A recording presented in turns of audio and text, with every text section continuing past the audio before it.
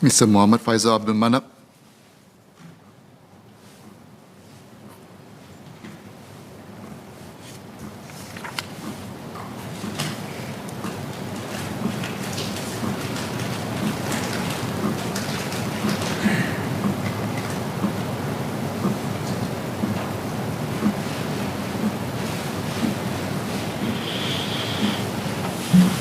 Tuan Pengerusi, sepanjang sedekat lalu, masyarakat Melayu Islam telah mencapai pelbagai kemajuan, baik dalam soal ukhrawi maupun duniawi. Ia sesuatu yang membanggakan melihat masyarakat Melayu dengan sepenuh kesedaran, azam, usaha dan jerih payah mereka mencapai kecemerlangan. Dalam tempoh ini, kita melihat semakin ramai anak muda Melayu mencapai kecemerlangan di Menara Gading. Namun untuk mencapai kejayaan seterusnya, kita harus meneliti kekurangan yang ada, cabaran yang didapati, permasalahan yang timbul dan cuba mencari huraian bagi setiap perkara ini. Masyarakat Melayu dikenali dengan semangat bergotong royong. Mereka arif dalam menyepadukan usaha. Namun sedang dunia berkembang pesat, kita juga perlu mempelajari dari orang lain untuk menguasai kepandaian dan kemahiran baru bagi mengatasi cabaran-cabaran yang terkini. Bak kata pepatah, sekali air bah, sekali pantai berubah.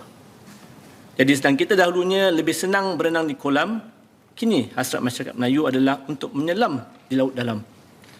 Namun, ada peribahasa mengingatkan kita, kalau kail panjang sejengkal, lautan dalam jangan diduga. Dunia yang pesat berubah telah menjejas kestabilan dan kebiasaan sumber pendapatan kita. Kerjaya yang dahulunya memberi peluang pekerjaan stabil sekarang tercabar dan berkurangan. Ia digantikan dengan bentuk pekerjaan yang baru dan cepat berubah yang memerlukan kita tangkas serta bijak menyesuaikan diri untuk memastikan sumber pendapatan yang berterusan. Tenaga kerja kita tercabar dengan saingan padat pekerja asing membajiri tanah air kita yang dahagakan peluang pekerjaan yang semakin sukar untuk mereka perolehi di negara sendiri. Tuan Pengerusi, dari aspek pendapatan bulan, masyarakat Melayu agak ketinggalan.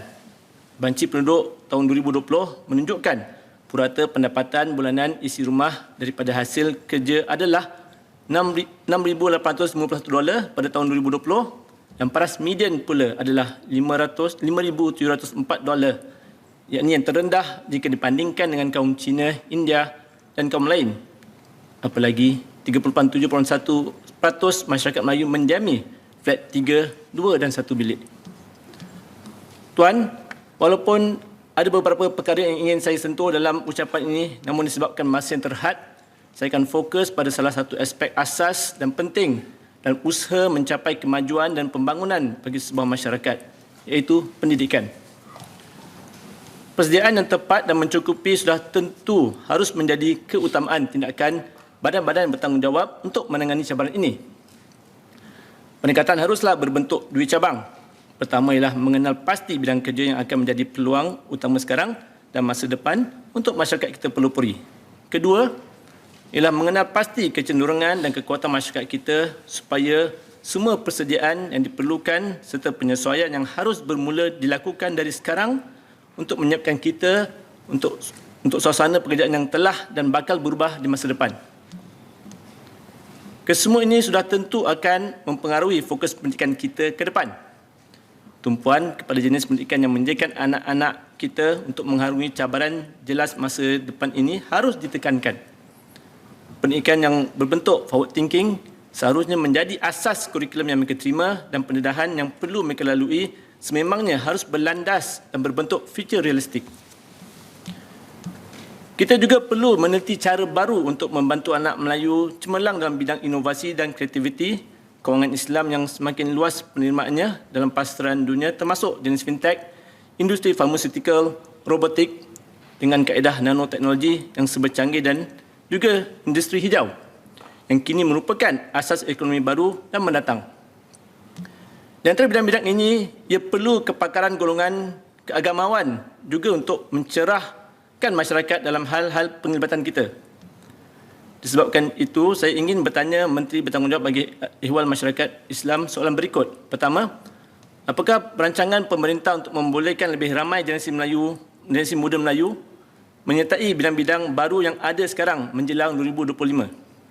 Saya mengharapkan Menteri bersama Yayasan Mendaki mengetengahkan rancangan ini agar masyarakat Melayu mengetahui arah pandu mereka dalam menghadapi keadaan dunia yang semakin berubah pesat. Saya juga ingin bertanya, apakah langkah dan perancangan MUIS untuk melengkapkan asatizah kita dengan ilmu dan kepakaran dalam soal fintech, industri farmaceutical, robotik dan industri hijau? Masyarakat perlu mengetahui adanya barisan kepimpinan asatizah yang mahir dalam bidang-bidang ini dan lebih mendalami isu-isu fikir dan syariah pada masa yang sama. Saya juga ingin mengetahui bagaimana masyarakat Melayu hari ini dapat menimba pengetahuan para asatizah sedia ada yang pakar dalam isu-isu ini. Tuan Pengerusi, semakin ramai anak Melayu kita mendapatkan kelulusan cemerlang dalam keperiksaan peringkat O dan A serta pelajaran di peringkat universiti tempatan. Ini termasuk juga pelajar-pelajar madrasah yang meraih markah kepujian atau distinction walaupun mereka dibebani jumlah mata pelajaran yang jauh melebihi rakan sebaya mereka di sekolah sekular.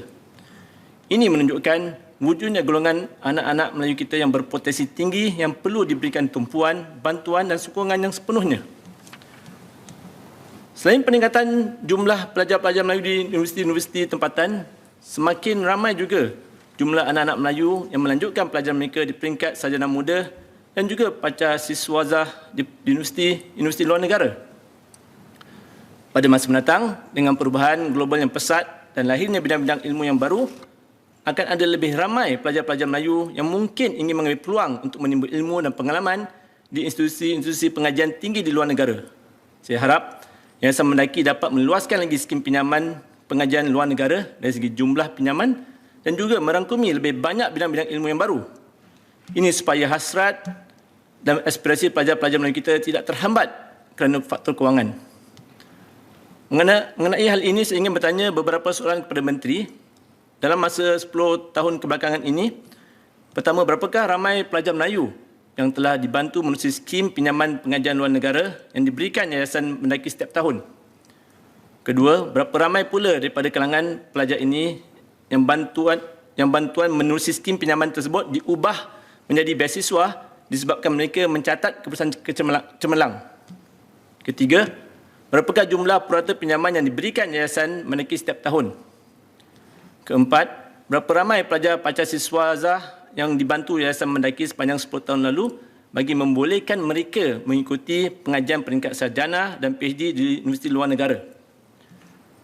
Dan terakhir, berapakah purata jumlah pinjaman yang telah disalurkan kepada pelajar pasca siswazah luar negara setiap tahun? Memandang ke hadapan, masyarakat Melayu ingin mengetahui secara jelas apakah ada satu plan induk yang dilakarkan Yayasan Mendaki untuk memacu masyarakat Melayu ke depan sesuai dengan tuntutan IR 4.0.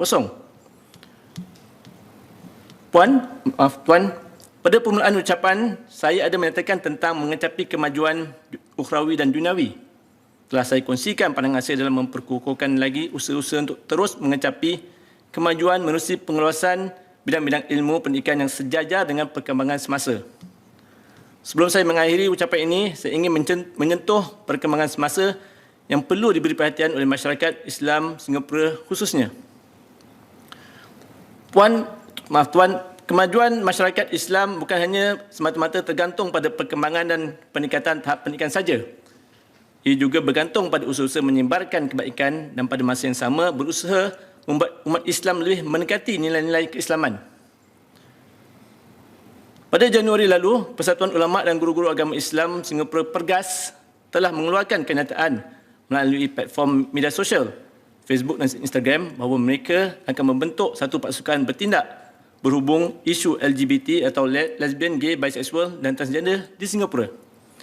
Di antara yang dirancangkan Pergas adalah untuk mengadakan dialog dengan masyarakat LGBT yang beragama Islam dan juga usaha-usaha untuk membantu dan membimbing masyarakat Islam Singapura dalam menghadapi dan menangani isu LGBT ini secara bersama. Tuan, di sini saya ingin menyatakan bahawa saya amat menghargai usaha Pergas ini dan sememangnya saya menyokong mana-mana usaha yang mengambil pendekatan yang positif dan hikmah dalam membincangkan dan mengharungi isu LGBT ini. Terima kasih, Tuan.